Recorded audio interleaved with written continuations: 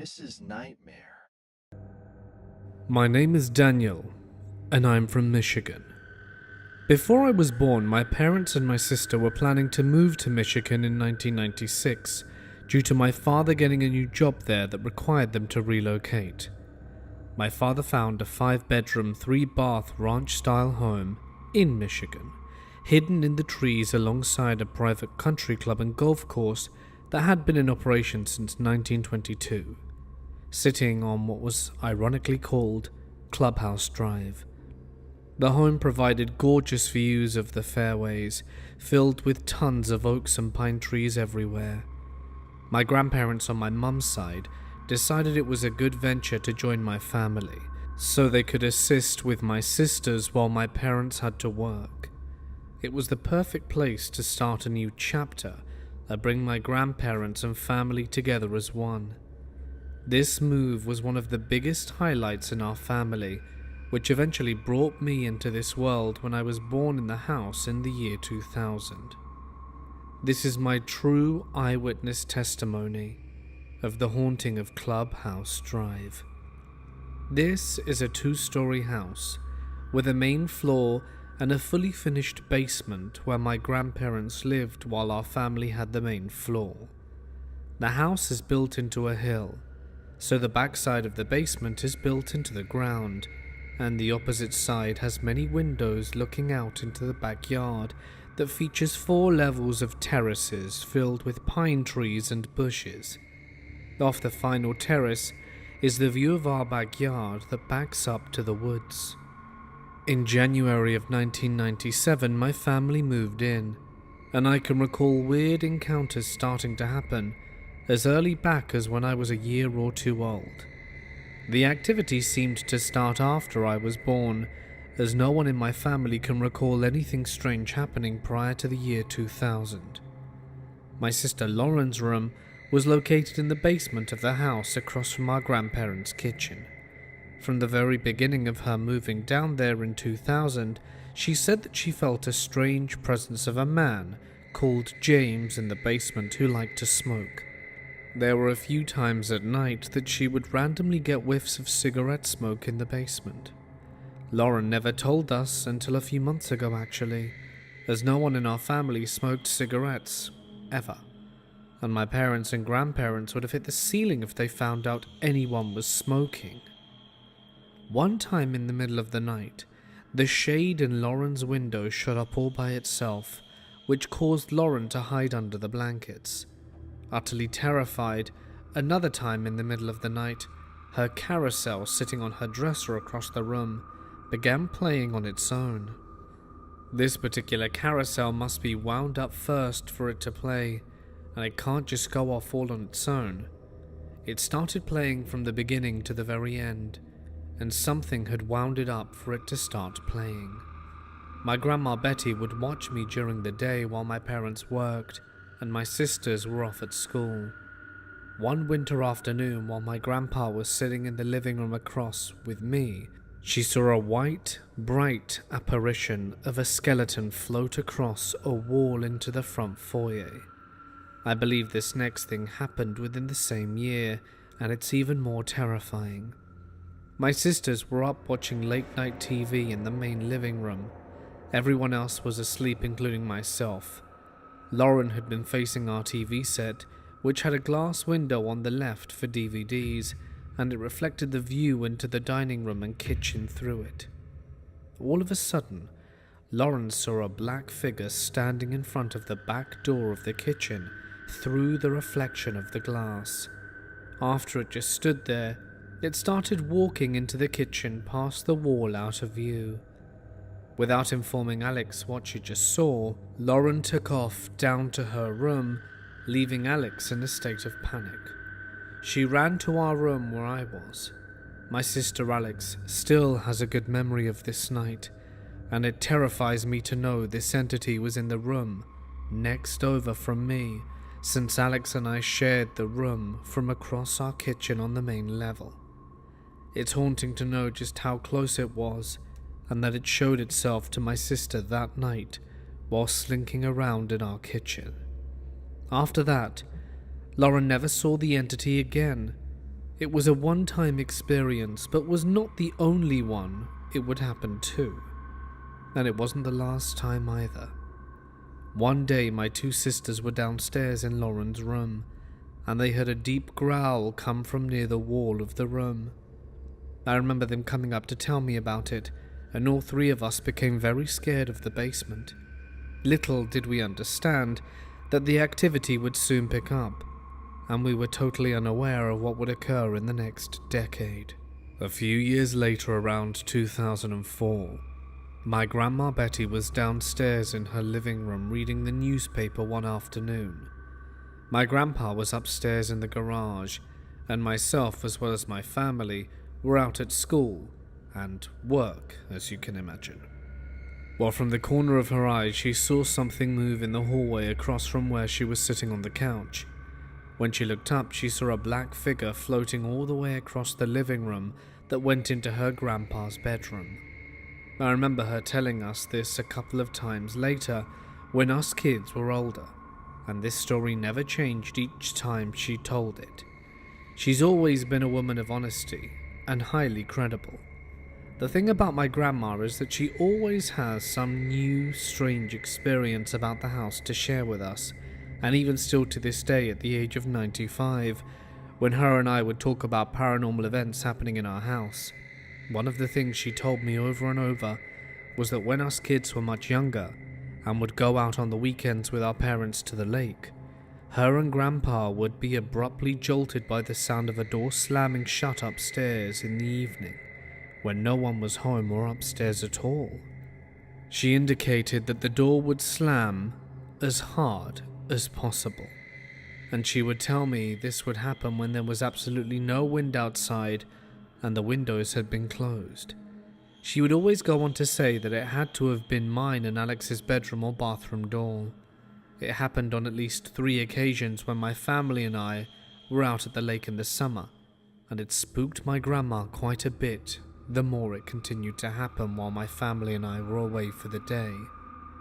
She told us she would be sitting in her living room downstairs with Grandpa, and boom, they'd be jolted up by a door slamming upstairs. One night towards the late 2000s, I was up late with my sister watching TV in the living room. Everyone else in the house was asleep in bed. It was probably just after midnight. At one point, the 3 of us got up to go raid the kitchen. When I walked into the kitchen, I remember tripping on a giant transparent salad bowl that was laying upside down on the rug in front of the fridge. It belonged in the cabinet above the fridge, so we didn't think much of it and put it back in its proper place where it couldn't possibly fall. Then, we went on raiding the kitchen for some late-night snacking. A little while later, while the 3 of us were still in the living room watching TV, we suddenly heard a loud crash in the kitchen, like something fell from a height. We all jumped up and ran to see what fell. When we got in there, we saw the same salad bowl flipped upside down thing sitting on the rug again. We were all scared out of our minds. At this point, all 3 of us were 100% convinced the house was haunted, with no doubt in our mind anymore. We started to get the feeling that there was a presence among us to be mindful of, and this was my first experience I ever had in that house. I can't remember if it was the same night or another night, but us 3 kids were in the living room late at night again, and my sister's phone that was sitting on the table next to us took off onto the floor on its own, which made the few papers it was sitting on jolt as well.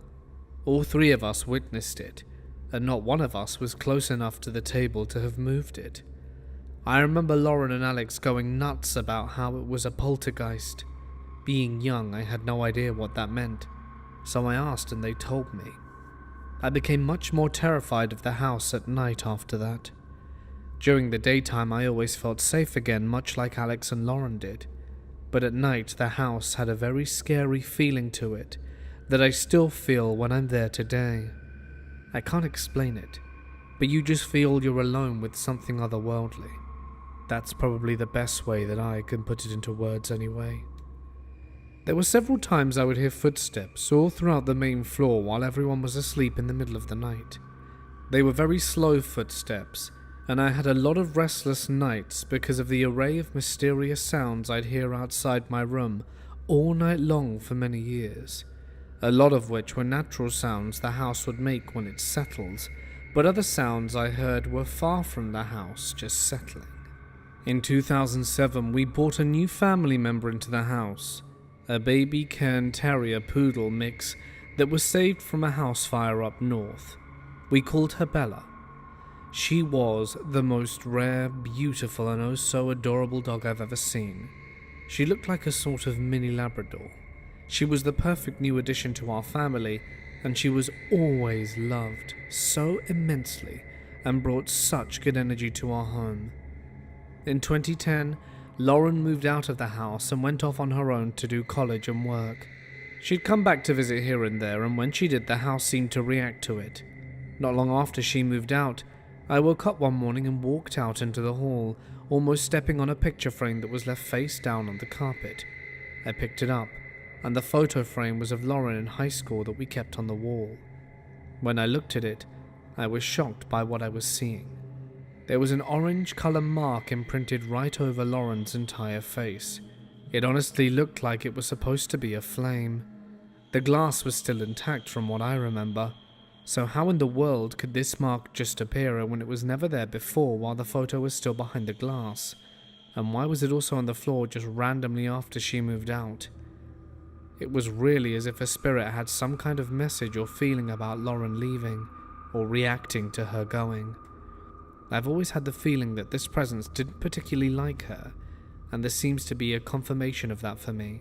Since Lauren was no longer living in the second bedroom downstairs, Alex moved into it, and I was now living in a room by myself upstairs, above my grandparents' kitchen.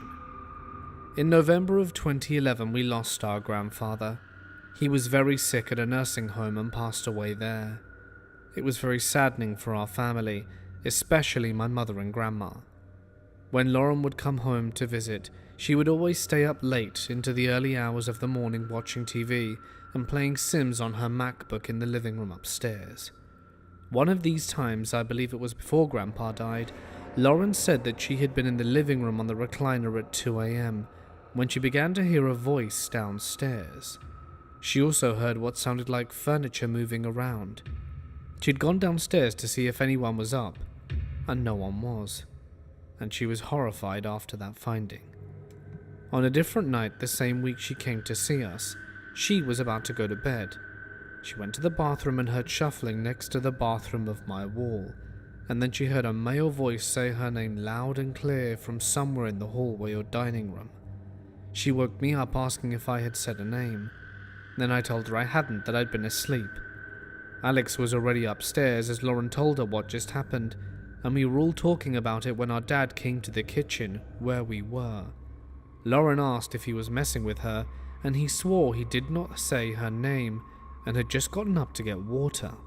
One of these times on a Sunday morning, she was sleeping in the guest bed in my room, and me and my family had gone to church. She told us she woke up hearing breathing coming from my bed.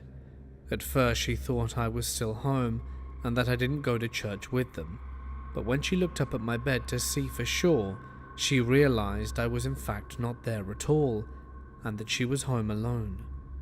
Another time when she came in to visit, she and I were still up together late in the living room while Alex was sleeping in her room downstairs. Lauren was in my room getting something, and she came running into the living room saying she just heard a female voice talking downstairs in the kitchen, and she was hearing it through the air duct on my floor. We went down and did a full investigation, but no one was awake down there. We woke up and asked Alex if she was watching any videos or talking, and she said no, she had been asleep, and it was just all around bizarre. I can't remember when, but my mum had a really bizarre experience in the garage one night, and we would all joke about it and make light of it. She said she was coming inside from taking the trash out and heard an intense slurping sound coming from behind my grandparents' van on the right side of the garage. She ran inside because it really frightened her. There were two very strange incidents that happened a few months later in 2012 after our grandpa had passed away, and they both happened on the same day. It was a very eerie, cloudy winter day with no snow. It must have been a Monday. My mum, my sister Alex, and Grandma, Bella our dog, and myself were all home, when all of a sudden both our garage doors opened up at the same time. Later that day, Alex and I went down to tell Grandma about it, and she told us something really weird that happened to her on the morning in her bedroom. She was getting ready and had a box of bobby pins sitting on the dresser. She told us she turned around for a split second or two to grab an item from her nightstand, and when she turned back to her dresser, she noticed the bobby pins were scattered everywhere all over the dresser, and some were already on the floor. The box can't knock itself over and scatter pins all by itself. Someone or something did that within the split second she took her eyes off the dresser, and something was most definitely messing with us that day. My grandparents' kitchen was located directly underneath my room upstairs, and a lot can be heard through that floor since it isn't very well insulated. A new and utterly terrifying phenomenon started to occur one night around 2012 or 2013, and it happened multiple times year after year, and sometimes still happens to this day. It began to happen every so often. A couple of times a year I would encounter this. In the middle of the night, I would start to hear the cabinets in my grandparents' kitchen open beneath me. They were very squeaky cabinets, and it sounded like someone was putting dishes away. I'd hear the mugs in the mug cabinet clank against each other, and I also heard plates and bowls clang together like they were being stacked one on top of another, and I'd hear the cabinet slam shut, as they notoriously do when you close them because of the hinges. But it really unsettled me because each of those times I was fully aware that no one was in that kitchen, and this was just happening by itself in the dark down there. I'd gone down to check the first time it happened, and no one was in the kitchen, nor had anyone been up other than myself. This went on for a while, and I don't think anyone really took me seriously when I would bring it up. It was especially terrifying when it happened one night when my grandma was at a physical rehab in 2014 after breaking a hip. My sister Alex was with a friend that night, so absolutely no one was downstairs. Later that night at 3 a.m, I had just laid back into bed after using the bathroom, and I started to hear the silverware drawer open down beneath me in the kitchen. I heard what sounded exactly like my grandma's silverware being moved around, and then I heard a cabinet open and dishes move around the house again, as if someone were putting them away or taking them out. Almost every time this happened, I'd hear a mug or something slide across the counter down there, and it scared the living daylights out of me on that particular night, because I knew for an absolute fact there was no one down there. This was a different kind of fright to experience, since I'd been used to this happening when everyone was home. But at this point I was horrified by the basement, and from that point onwards I avoided the basement at night. It always had a very different energy, and at night you feel that energy through the entire house. I became very on edge after this, and was fully aware we were experiencing a poltergeist in the house, considering everything that happened prior to this, which I battled with a lot in my mind because I was raised Christian, and I thought I had been protected by evil or malicious entities. It confused me. My sister Alex was far more terrified of the basement than me, since her room was down there, and so much so that she would have me walk her down to her room when she would get off to work late at night. The fear instilled in us was very high, because we couldn't see or know what presence was with us, but we felt it and were aware of it. But now being able to see what you're dealing with makes it scarier. We were not taken very seriously when we would have conversations about it with our father. Our father seemed to be the only person in that house that had really never experienced anything, but our mother was more open to it and had experienced things, as I mentioned before. Not only did I used to hear someone or something coming up the steps using the creaky railing in the middle of the night when no one was there, but my mum did as well.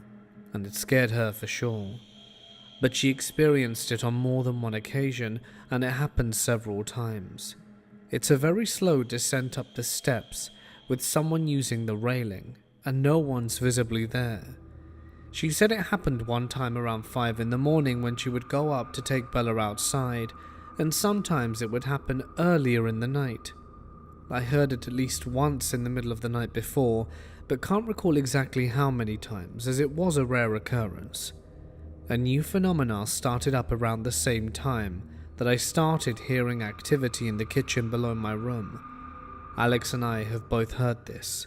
My grandparents bought this crappy high-efficiency washer-dryer set in 2010, and every time you would touch a button on either the washer or dryer, it would beep.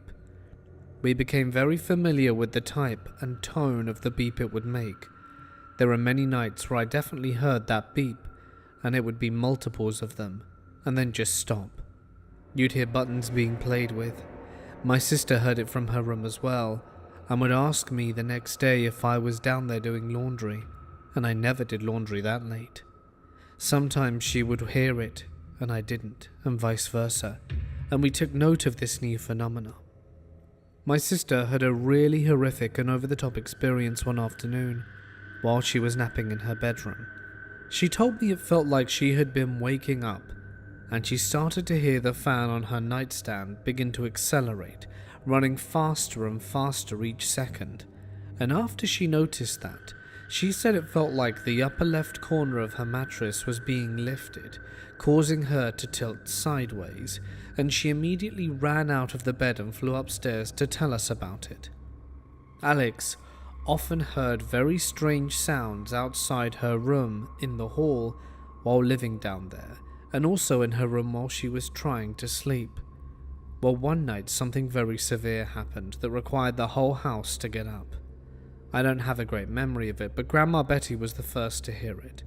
As in the middle of the night she was awoken to a banging sound, and she got up and went to the living room, and realized it was coming from the exterior wall of the house. Whoever it was must have been on her deck near her windows, as they began banging on the back wall of the house.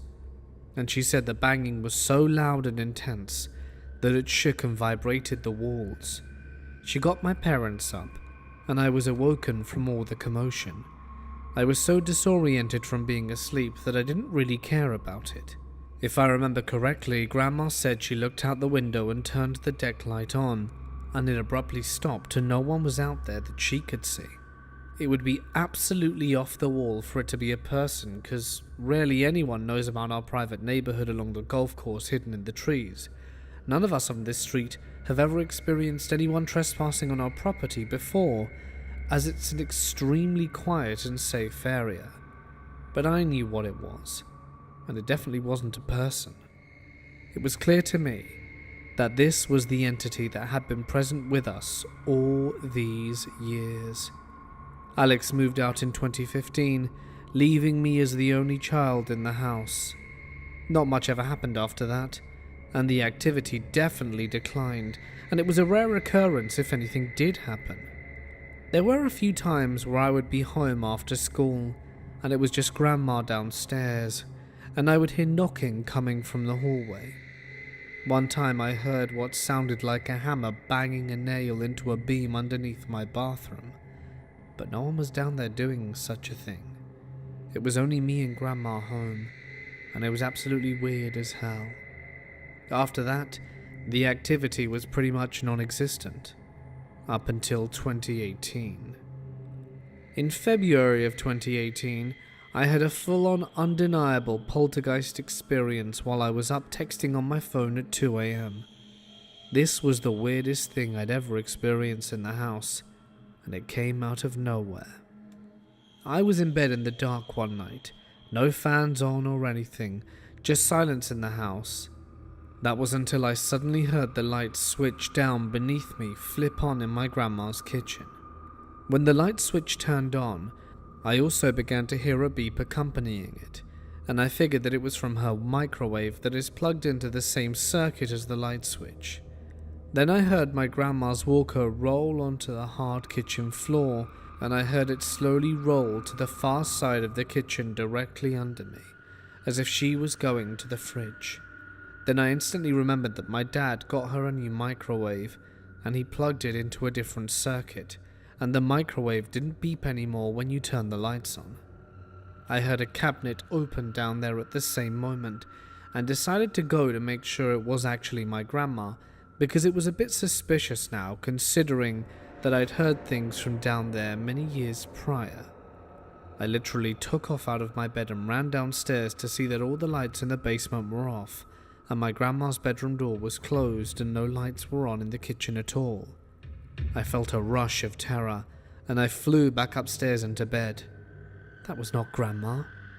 Yet it sounded exactly like her walker. How in the world is this even possible? I know for a fact I heard it. I remember to this day still how clear each sound was, and it was a very routine type of sound that I was always used to hearing anyway. I started frantically texting my sisters and my friends about what just happened after getting back into bed.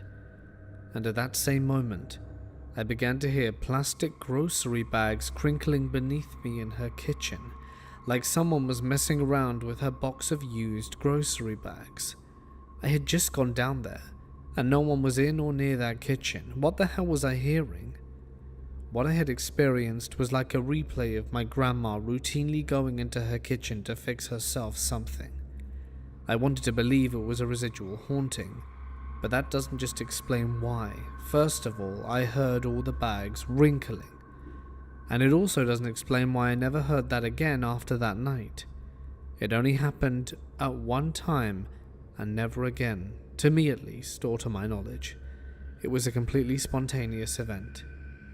In 2019, I was forced to move downstairs into my sister's old room, and I was honestly terrified.